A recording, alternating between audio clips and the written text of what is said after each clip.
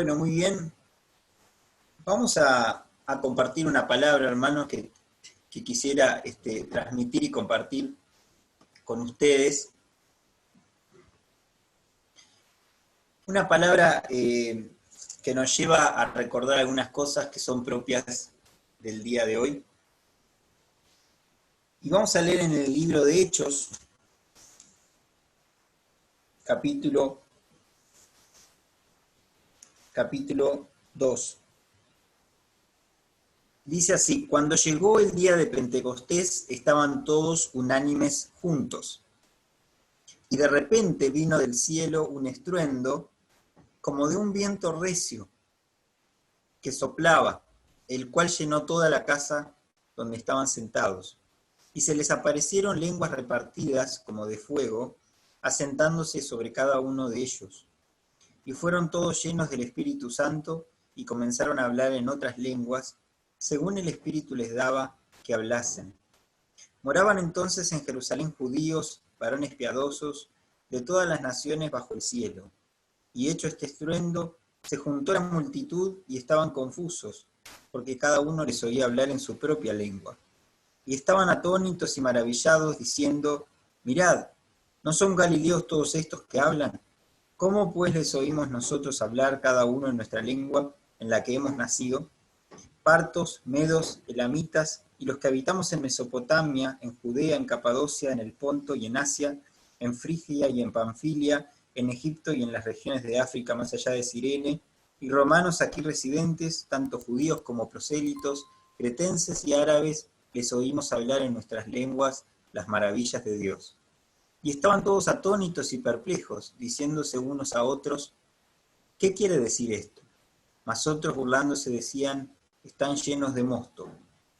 Entonces Pedro, poniéndose en pie con los 11, alzó la voz y les habló diciendo: varones judíos y todos los que habitáis en Jerusalén, esto os sea notorio, y oí mis palabras, porque estos no están ebrios, como vosotros suponéis, puesto que es la hora tercera del día. Mas esto es lo dicho por el profeta Joel. Y en los postreros días, dice Dios, derramaré de mi espíritu sobre toda carne, y vuestros hijos y vuestras hijas profetizarán, vuestros jóvenes verán visiones, y vuestros ancianos soñarán sueños. Y de cierto sobre mis siervos y sobre mis siervas en aquellos días derramaré de mi espíritu y profetizarán. Y daré prodigios arriba en el cielo y señales abajo en la tierra, sangre y fuego y vapor de humo. El sol se convertirá en tinieblas y la luna en sangre, antes que venga el día del Señor grande y manifiesto. Y todo aquel que invocare el nombre del Señor será salvo.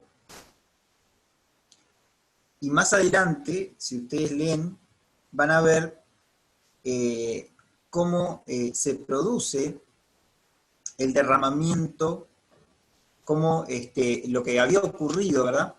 En este proceso de recibir el Espíritu Santo va a impactar de una manera en la que empiezan a recibir la palabra muchas personas por el testimonio de los apóstoles, muchos van a ser bautizados y se van a añadir cada vez más muchísimas personas. Y dice algo importante, dice: y perseveraban, versículo 42 del capítulo 2, y perseveraban en la doctrina de los apóstoles, en la comunión unos con otros, en el partimiento del pan y en las oraciones. Y sobrevino temor a toda persona, y muchas maravillas y señales eran hechas por los apóstoles. Todos los que habían creído estaban juntos, y tenían en común todas las cosas, y vendían sus propiedades y sus bienes, y lo repartían a todos según la necesidad de cada uno. Y perseverando unánimes cada día en el templo, y partiendo el pan en las casas, comían juntos con alegría y sencillez de corazón, alabando a Dios y teniendo favor con todo el pueblo. Y el Señor añadía cada día a la iglesia los que habían de ser salvos. Yo quisiera con ustedes conversar un poco, a partir de este pasaje que hemos leído, sobre algunas cosas que son importantes para tener presentes en el día de hoy. El día de Pentecostés llamado se celebra de manera diferente según ciertos calendarios que se van dando, y este año 2020, esta es la fecha en la que algunas tradiciones celebran el día de Pentecostés, algunas lo celebran el domingo próximo, pero en el día de hoy, buena parte de la cristiandad recuerda el día de Pentecostés. ¿Y cuál fue ese día? Lo que acabamos de leer. El día en el cual el Espíritu Santo descendió sobre los apóstoles luego de la promesa que el Señor Jesús les había hecho cuando ascendió al cielo. Después de que Jesucristo resucitó y estuvo varios días más con los apóstoles, los encomendó como tales a los discípulos y les dijo, ustedes vayan, porque apóstol significaba eso, enviado, ¿verdad? Para ir y llevar el mensaje del Evangelio y hacer discípulos. Y desde esos pocos que había en ese momento, el Señor Jesús les encomendó la misión de ir y llevar y predicar por todo el mundo el Evangelio.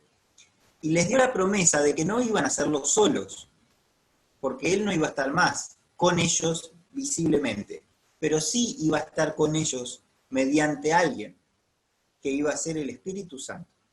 Y por eso les dice, ustedes esperen cuando llegue. Y cuando llegó y descendió sobre ellos, se produjeron una serie de cambios en la vida de los discípulos.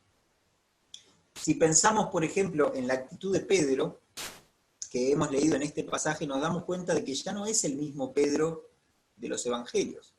Es un Pedro diferente. Y uno podría decir, ¿por qué? Si el propio Lucas, que escribe este texto de Hechos, es el mismo que escribe el Evangelio de Lucas. Si este libro de Hechos continúa el Evangelio de Lucas, ¿por qué la imagen que tenemos de Pedro es distinta en el Evangelio de Lucas y aquí? Justamente por la acción del Espíritu Santo trabajando en su vida y habiendo superado sus miedos, sus temores, sus inseguridades, todo aquello que lo hacía meramente un ser humano, que había creído en el Señor Jesús y le había dado la posibilidad de que transformara su vida, había caminado sobre el agua, pero todavía tenía dudas, todavía tenía momentos en los que terminó negándolo, todavía tenía momentos de crisis, pero el Señor Jesús transformó su vida y cuando el Espíritu Santo descendió sobre él y sobre el resto, ya nada fue igual. Entonces la iglesia recuerda el día de Pentecostés como el momento del surgimiento de la iglesia como tal, ¿verdad? De la iglesia cristiana, que empieza en ese momento y luego va a desarrollarse. Y este libro de Hechos nos cuenta lo que pasó con la iglesia en esos primeros años, en esas primeras décadas del siglo I después de Cristo. ¿Y por qué es importante esto? Porque fíjense que dice que cuando vino el Espíritu Santo sobre ellos, empezaron a hacer maravillas y milagros, empezaron a aparecer justamente lo que se llaman los carismas, que tienen que ver con esos milagros, con esas señales que van a empezar a darse entre aquellos que los siguen. Y entonces empezaron a repartirse lenguas en sentido de idiomas que se fueron desarrollando entre los apóstoles, idiomas que no conocían en ese momento, pero que les fueron dadas esas lenguas para luego predicar en la lengua de cada una de las culturas de las sociedades a las que tenían que predicar en ese primer tiempo. Pero después también Pablo nos va a hablar de otra lengua, o de otras lenguas, que tienen que ver con las lenguas más angelicales, y que algunos que, digamos que en este tiempo experimentan eso y luego se va desarrollando a lo largo del tiempo, hablan de esto como un derramamiento en el que incluso el propio hablar de uno al orar o manifestarse empieza como a cobrar una dimensión donde uno incluso podría llegar a hablar en una lengua que no conoce y que se va desarrollando. Pero empiezan a darse milagros, sanidades, empiezan a darse milagros como las recuperaciones de cojos, de ciegos, como el que hacen las curaciones que hacen Pedro y Juan posteriormente, y luego todos los demás discípulos van experimentando distintas cosas. Felipe va a recibir una unción especial para evangelizar, por ejemplo, al etíope. Se va a dar una unción especial sobre la vida de algunos que en ese momento eran niños, como Juan Marcos, por ejemplo, que eran adolescentes quizás, y que luego Marcos va a escribir el Evangelio, y que era un discípulo directo de Pedro, o continuador, digamos, del legado de Pedro, y ahí vemos toda una obra espiritual que se empieza a dar mediante la acción del Espíritu Santo en la vida de los primeros cristianos, y que va a impactar a las mujeres, a los niños, a los adultos, y ellos empiezan a estar en algo que los hace especiales. y que es el hecho de que, como decía el versículo que leímos, dice que perseveraban en unidad, en la doctrina que los apóstoles les habían transmitido, porque eran las enseñanzas directas del Señor Jesús, la comunión que tenían entre sí los unos con los otros, en el partir el pan, y esto implicaba participar de la cena del Señor que Él les había mostrado, como hacemos nosotros, pero también el partimiento del pan en un sentido más general, donde se reunían a comer simplemente, y a pasar juntos, porque vivían como una familia. Eso era la iglesia, eso era el pueblo de Dios que se estaba gestando en ese momento, continuando con el pueblo de Dios de tiempos anteriores. Y dice que estaban unánimes, que estaban unidos, que estaban en el mismo espíritu.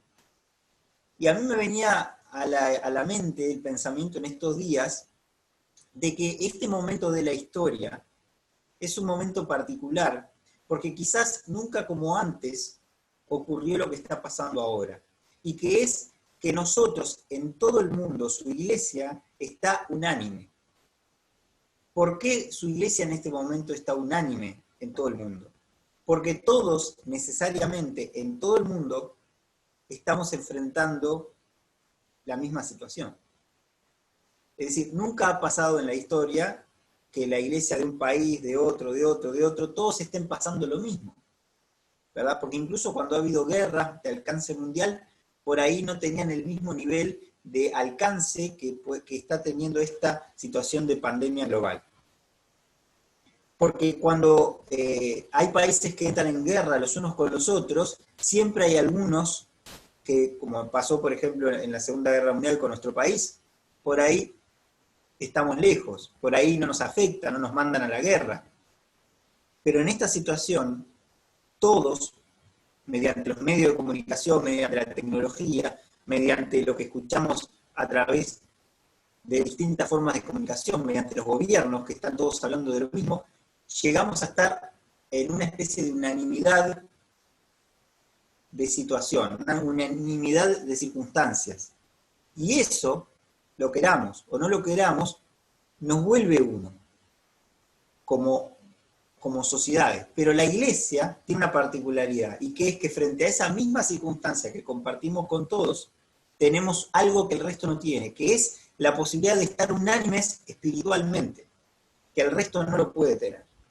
Y por esa razón nosotros no tenemos miedo, no tenemos temor, no tenemos ataduras a lo que le pasa al resto de la gente que no sabe qué va a pasar con nuestra vida, hacia dónde vamos a ir, por qué está pasando esto, dónde está Dios detrás de las circunstancias. Nosotros no tenemos esas interrogantes, porque si las tenemos humanamente y pueden venir, el Señor nos las responde. Nos dice, no te preocupes, vos sos mi hijo, yo quiero lo mejor para vos, no tengas miedo, yo tengo el control de todo, mi soberanía está por encima de esta pandemia, tu vida va a estar en mis manos, no te preocupes, como la está siempre. Entonces, esto nos tiene que hacer entender que es una etapa que abre la puerta a un nuevo Pentecostés. Esto abre la puerta a un nuevo avivamiento. Esto abre la puerta a un resurgir del derramamiento del Espíritu Santo. Porque la iglesia está unida espiritualmente en todo el mundo. Porque estés vos en tu casa, estoy yo en la mía, nuestros hermanos de las otras ciudades del Uruguay, o aquí mismo en Montevideo, o estando en Estados Unidos, o en Europa, o en África, o en Asia, o en Oceanía, todos estamos viviendo lamentablemente estas mismas circunstancias, pero no hay que verlo lamentablemente, lo tenemos que ver como una oportunidad, porque todos podemos orar por lo mismo, y eso nunca ha pasado de esa manera, porque en el siglo I, la iglesia, que recién comenzaba como tal, oraba por lo mismo. Y hoy todos podemos orar por lo mismo. Y si ustedes hablan y ven lo que está pasando con hermanos en distintos países, todos están orando por lo mismo. Todos están hablando de lo mismo. Todos están apuntando a buscar la voluntad de Dios dentro de lo mismo. Dentro del mismo contexto. Y eso es algo que nos va a generar espiritualmente una unidad que nunca había ocurrido desde los tiempos bíblicos, ¿verdad? Porque cuando surgieron avivamientos a lo largo de la historia de la iglesia, surgieron en momentos donde se daba de una manera localizada, por ejemplo, que luego muchas veces sí se expandía a otros lugares, pero no pasaba en todo el mundo a la misma vez. Y si ustedes piensan y ven lo que acabamos de leer, cuando Pedro da este discurso, él cita un pasaje del Antiguo Testamento que nosotros si se acuerdan, hace cerca de un mes atrás, un mes y medio atrás, lo traíamos a colación y discutíamos sobre ese pasaje de Joel, donde decía, en los postreros días derramaré mi espíritu sobre toda carne, y vuestros hijos y vuestras hijas profetizarán, vuestros jóvenes verán visiones, vuestros ancianos soñarán sueños, y ahí dice, derramaré mi espíritu y profetizarán, y daré prodigios arriba en el cielo, señales abajo en la tierra, sangre y fuego y vapor de humo, el sol se convertirá en tinieblas y la luna en sangre, antes que venga el día del Señor grande y manifiesto. Esto tiene que ver con los juicios de Dios que van a venir en los tiempos finales, pero dice que antes de eso, y no sabemos cuánto tiempo antes entre una cosa y la otra, derramará el espíritu sobre los jóvenes y los ancianos. ¿Y para qué va a derramar su espíritu sobre jóvenes y ancianos si no es para una causa concreta? ¿Para qué va a derramar eso si luego viene el día del Señor y se termina todo porque el sol y la luna se convierten en fuego y en sangre? ¿Para qué va a derramar previamente si luego se va a dar esto de manera inmediata? Yo creo en lo personal que esto quiere decir que antes de que venga el tiempo del juicio, va a haber un tiempo anterior que no ha ocurrido aún de un derramamiento generalizado en el cual el Espíritu Santo va a traer un nuevo avivamiento a la iglesia que va a ser necesario para prepararse para lo que sí va a acontecer después. Pero si no pasamos por lo primero, no va a venir lo segundo tampoco. Entonces, de alguna manera, este desafío nos está diciendo, Iglesia, ha llegado el tiempo en el que tenemos que entender que tenemos que estar unánimes, buscando en el mismo espíritu lo mismo de parte de Dios. ¿Y qué es eso mismo? Es decirle al Señor, Señor, yo quiero apropiarme de esa profecía de Joel, yo quiero recibir la visión que tengas para darme, yo quiero soñar lo que quieras que sueñe, yo quiero recibir la llenura del Espíritu Santo como se la diste a los discípulos, como hablaste de eso en Joel, como se la diste a varios cristianos a lo largo del tiempo. Y como hemos visto en la historia de la iglesia, muchas veces surgieron avivamientos que transformaron tremendamente la vida de la gente. Bueno, ha llegado el momento en el que transforme nuestra vida también, y que nosotros hoy, como comunidad de Marcos Salcedo, nos sintamos parte de toda la iglesia a nivel global y busquemos en oración y bajo esa unidad del Espíritu Santo todo aquello que Dios tenga para nosotros. Y yo quisiera que no nos vayamos de esta reunión como una reunión más. O sea, yo quisiera que entendamos que no es casualidad que estamos recordando y celebrando sobre el día de Pentecostés. No es casualidad que, si bien esto se recuerda todos los años, no es un Pentecostés más. No es una fecha a recordar nada más como una fecha en el calendario de la historia de la iglesia. No puede ser vista así. Porque a Dios no le interesa tanto que recordemos las cosas por recordarlas. Ni siquiera cuando participamos de la Cena del Señor tiene esa función. El participar de la Cena del Señor tiene que transformar nuestro corazón. Tiene que hacernos entender que si yo participo del pan y de la copa es porque yo después tengo que trasladar el significado de la cruz hacia afuera. Y el significado de la cruz es redención, es restauración, es perdón de pecados, es que yo pueda trasladar el perdón de Dios a los demás, perdonar a otros, recibir el perdón de Dios para volcarlo hacia afuera, es sanar a los enfermos, es liberar a los oprimidos, es traer la buena noticia de que Jesucristo te ama y te quiere salvar. Pero si yo me lo guardo y esta reunión de Zoom se convierte en una cosa para nosotros, donde, bueno, entre nosotros nos reunimos, porque como no podemos ir al templo, pasamos bárbaro entre nosotros y tenemos una reunión entre nosotros, pero si se reduce a eso no sirve de nada. Realmente no sirve de nada. No serviría de nada volver al templo.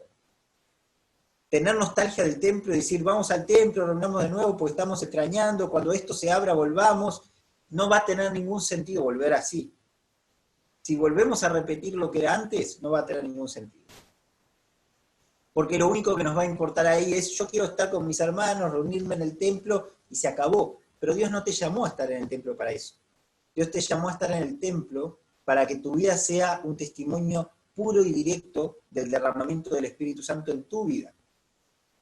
Entonces, lo que tenemos que hacer es arrodillarnos en nuestras casas y clamar a Dios y buscar juntos la obra del Espíritu Santo en la intimidad de nuestro hogar, en el secreto de nuestro corazón, decirle, Señor, yo quiero que vos me transformes, yo quiero que vos me cambies, quiero sacar todo temor, toda angustia, toda inseguridad, toda esclavitud, toda atadura al pasado, todo lo que me está oprimiendo, todo lo que me está trayendo ansiedad, dificultad, miedo, falta de perdón, todo eso tiene que salir de tu vida, tiene que salir de mi vida y tenemos que corregir.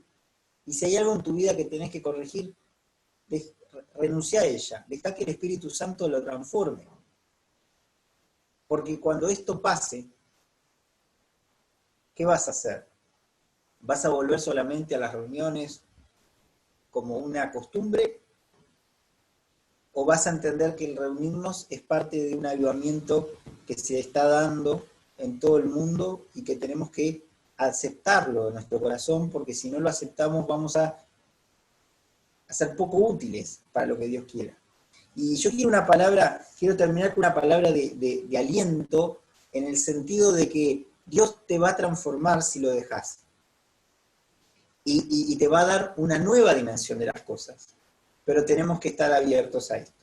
Y por eso quisiera que termináramos orando y quisiera dejar unos minutos para que oremos y que los que quieran orar lo puedan hacer y plasmen desde su corazón todo aquello que sienta que el Espíritu Santo le está indicando en este momento y lo busque y le diga lo que quiera decir, que lo que nazca en tu corazón se lo digas. Vamos a dejar unos minutos para que todos podamos, los que sintamos de hacerlo en nuestro corazón, podamos buscar a Dios pidiendo que eso que pasó en Pentecostés no sea simplemente un dato de la Biblia, un dato de la historia, sino que sea algo real en mi vida hoy. Oremos, hermanos, siéntanse libres de hacerlo quienes lo deseen.